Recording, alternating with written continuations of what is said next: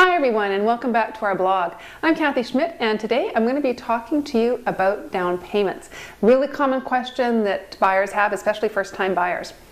Most of the buyers that we're speaking to who have never bought before have this idea, this false idea, that they have to have $40,000, $50,000, or even $60,000 saved up before they can even think about buying their own home. And that is simply just not the case. It's just not true. So in the case of a $400,000 property, you might be very surprised to find that actually a $20,000 down payment is just fine. That's 5% down.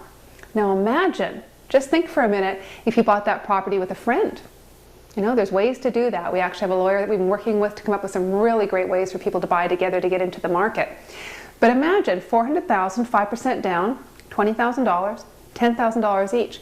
Starts to seem a whole lot more doable to buy a property, doesn't it? As opposed to thinking you need to save $40,000, $50,000, or $60,000. Now, having said that, there are some reasons why people do like to have a big down payment. First of all, it makes your actual payments, your monthly payments, a little bit smaller. But what's really important to consider in all this is the rate of increase of property values and prices, and your rate of being able to save. So just for round figures, let's use that $400,000 property again. Now, if that property goes up by 5% in 1 year, that's $20,000. You would have to save $20,000 just to break even and keep up with the rate of property value increases. Maybe you can do that, but that's pretty challenging for a lot of people. So sometimes it does make sense to try and get into the market earlier. Maybe that means you buy more of a starter property. You buy maybe a condo for $250,000. You can get into that on your own for $12,500, 5% down. Really opens up the doors to home ownership possibilities, I think. Now, if you do go in with less than 20% down, your lender will let you know that there will need to be mortgage insurance on the mortgage. Usually that's CMHC or Genworth. These are a couple of names that you'll hear. What this is, it's a policy, an insurance policy that names the bank, the lender, as the beneficiary. Should you as the buyer or any buyer default on the mortgage because there's insurance on it, the bank gets paid out. And the reason they do that is if there's a little bit less skin in the game, a little smaller down payment, their feeling is that's a bit more likely. Now that insurance does cost a good few $1,000s, but it can be added right onto your mortgage.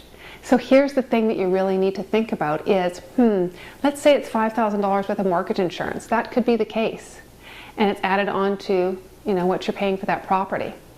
But 2, 3, 4 years from now, when that property has gone up maybe $30,000 or $40,000, that $5,000 starts to be in perspective and starts to look more like an investment and a little less like an expense. So I'm not advocating people overspend for their budgets or buy more house than they can afford, but I definitely think getting in as soon as you can one way or the other does make sense. Lots of different ways you can do that, but the real fallacy I wanted to point out today is that you do not have to have that $40,000, $50,000, $60,000 before you can get started on your purchase. So I hope that encourages you. If you'd like to know more about getting into your first home, I've got an amazing team of realtors always standing by, happy to chat with you by phone or by email. Get a hold of us at learn@weselledmonton.com or visit our website, weselledmonton.com.